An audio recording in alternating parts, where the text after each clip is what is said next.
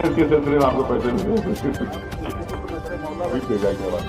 अब आप पूछ दीजिए वहाँ पर थानेदार, क्योंकि थानेदार जब भी लोग जाप देंगे उसी का गेम करता है।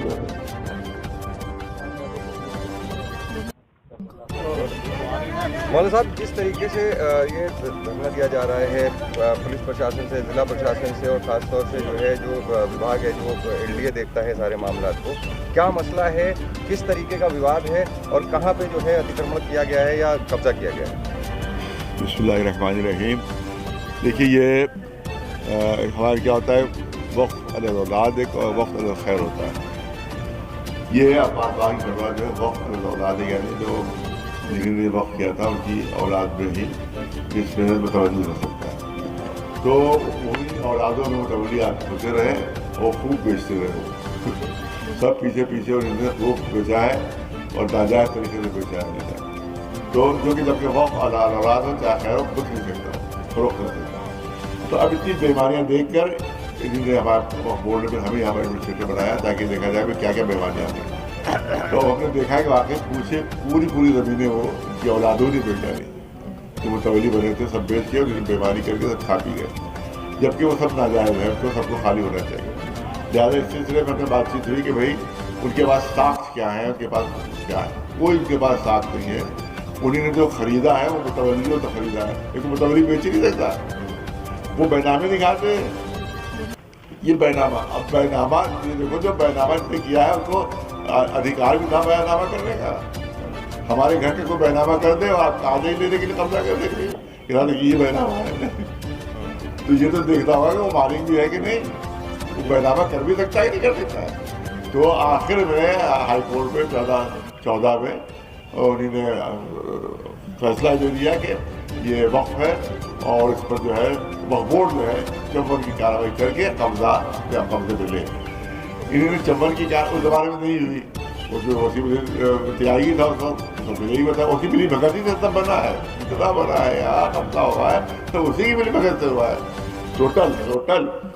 तो अब जब नया वक्फ बोर्ड आया तो इन्होंने जो था जो चीज़ ठीक है चंबन की कार्रवाई के 52 का दोनों कभी चंबन की कार्रवाई भी हो गई, 52 की कार्रवाई भी हो गई, सबकी इन्फॉर्मेशन भी पुलिस को दे दी गई, डीए को दे दी गई। अब सिर्फ कब्जा दिलवाना है, उसके बाद हम नपाई करेंगे। तो नपाई को उन्होंने 7-8 महीने पहले कर दी, फिर उसके बाद रिपोर्ट दी, उसको चिन्हित किया कि इतने कब्जेदार हैं, सबके नाम है कि इतने कब्जेदार हैं। तो कब्जेदार भी चिन्हित हो गए, सब कुछ हो गया, अब उनको कब्जा वापस दिलाना है, उस पर वो आना चाहिए पूरी। तो आप देख रहे हैं क्योंकि मकान बन चुके हैं, उस पर कई बिल्डिंगें भी बनी हुई हैं, पूरी तरह से तैयार है, लोग रह रहे हैं शायद, तो इसको कैसे करेंगे, क्या कार्रवाई होगी मुतवल्ली के खिलाफ, क्या आश्वासन मिला है अभी तक? देखिए उसमें यह है कि जो बनी है बिल्डिंगें वो भी इलीगल है, दो तरह से इलीगल है। एक तो बगैर इजाजत के, दूसरे के बगैर एलडीए की तरफ से बात की गई। तो पहले एलडीए अपनी कार्रवाई करे, भाई एलडीए अपनी कार्रवाई करे बगैर नक्शे के। अभी आपने देखा नहीं कि वहाँ FI टावर गिराया कि नहीं गिरा है, वहाँ लोग क्या वहाँ लोग गिरे थे क्या, वहाँ बच्चे नहीं थे, वहाँ औरतें नहीं थी, 2 बिजली गिरा दी भाई। तो वहाँ भी लोग रहते नहीं, आप यहाँ रह नहीं गए तो वहाँ भी रहते थे, तो उसको कैसे गिरा दिया? जब लोग रहते थे तो कैसे गिराया? यहाँ भी लोग रहते हैं, अगर नाजायज है तो गिराना पड़ेगा, वरना आपने वहाँ क्यों गिराया? तो अभी क्या अपील खास तौर पे कर रहे हैं? हमारी अपील ये है कि हमारा पूरा कब्जा दिलाया जाए इसको और जो नाजायज कब्जे हैं हटाया जाए।